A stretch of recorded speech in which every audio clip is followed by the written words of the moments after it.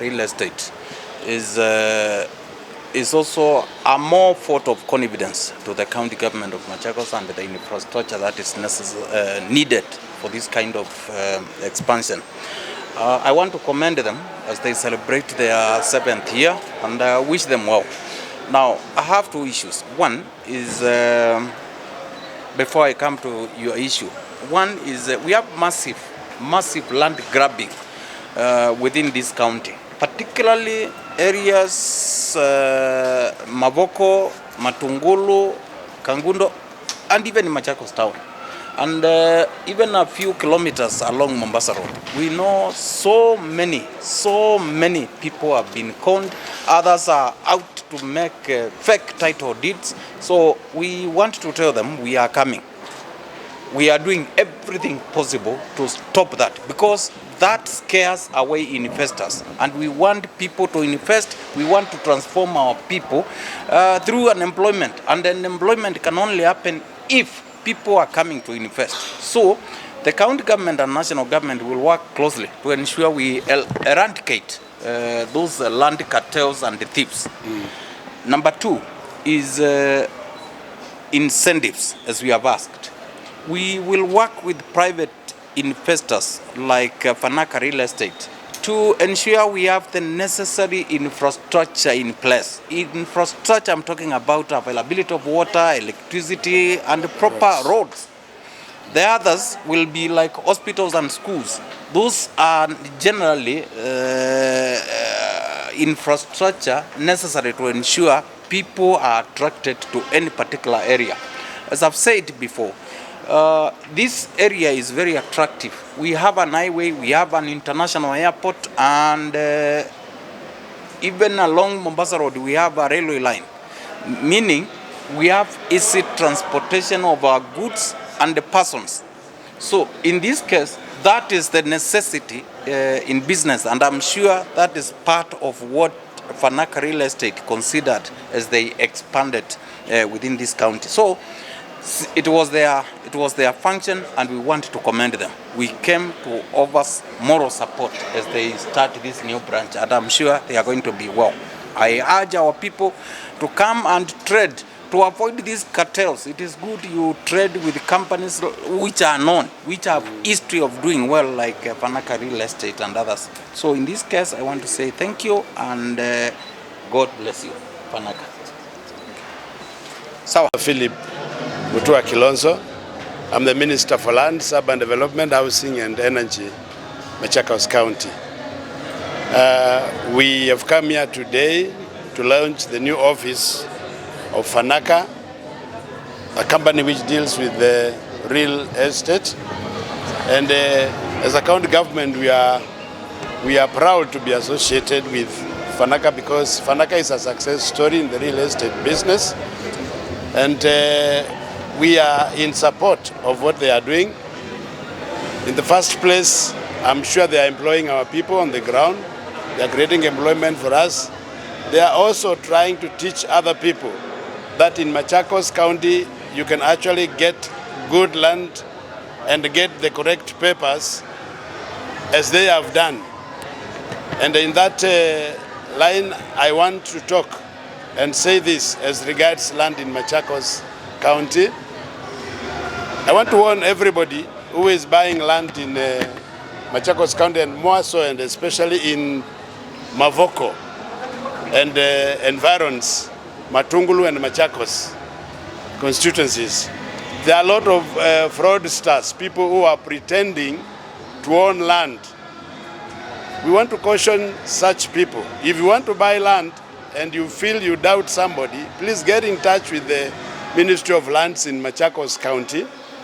I have an office in Mavoko, I have another office in Machakos, and another office in Matungulu. So if you are doubting somebody, please get in touch with us. We will help you so that you buy the correct thing. There are very many people around who have formed cartels, and they are prying on and suspecting Kenyans. Please, Kenyans, be wise and be warned. Be careful when you are buying land here. There are people who will pretend to give you titles which are fake. Please try and do some simple search to search titles and establish for yourself whether they are the correct ones or not. It's that easy. And when it comes to approvals also, there are many people in the field who are pretending that we have sent them as the Ministry of Lands. Please, don't pay anybody pretending that they will take care of your building as you build. They will protect you. Those are liars. Go to the necessary office. We have offices in those places I've mentioned, in Mavoko, in Machakos, in Matungulu, or Tala Kangundo. Get the correct papers. In fact, we have discovered that through such cartels, people are paying even more than we are charging. So why should you be conned? Visit our offices and we will do the necessary papers for you to be safe and to take care of yourself also in the future. And in the near future also, I'm going to open a window for people who have been maybe conned without your knowledge. We are going to open a window where we will allow you now to validate your papers. We'll also waive all the penalties so that people can regularize their land matters in the near future. So watch in the newspapers and you make sure you use that space so that you regularize your land matters. If you build and we not approve for you, we will not charge you any penalties. We will only charge you premium during that window, which will be around 60 days.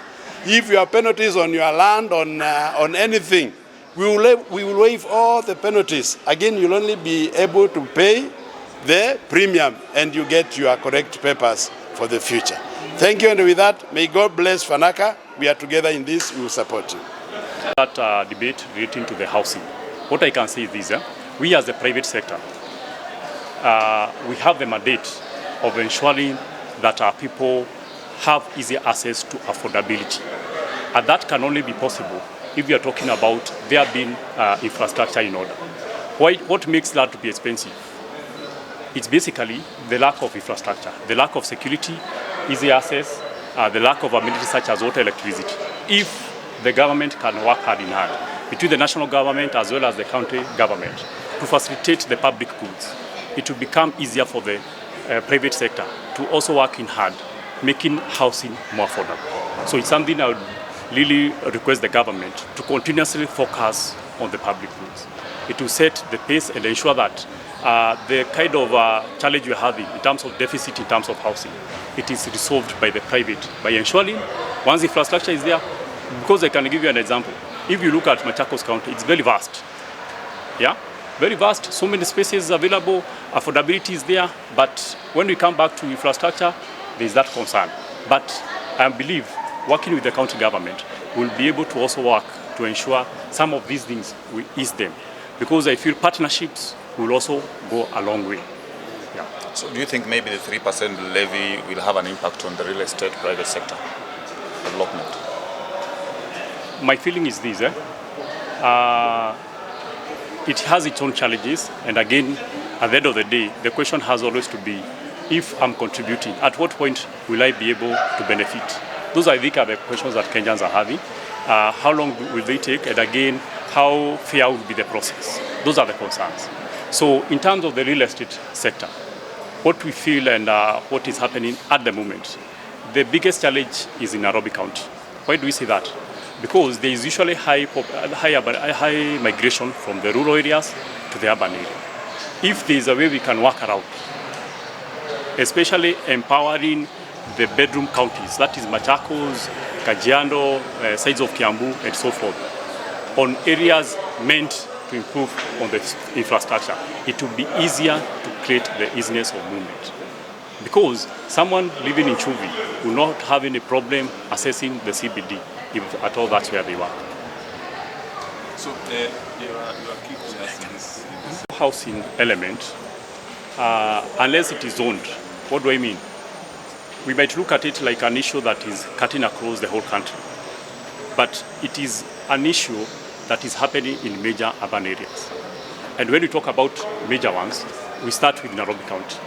If we can try to zone what can be done past just the Nairobi County, by bringing on board the counties we are talking about, such as Kajiado and Machakos, to have a program that is coexisting together, it will enable us to relieve the pressure that we are finding in Nairobi County.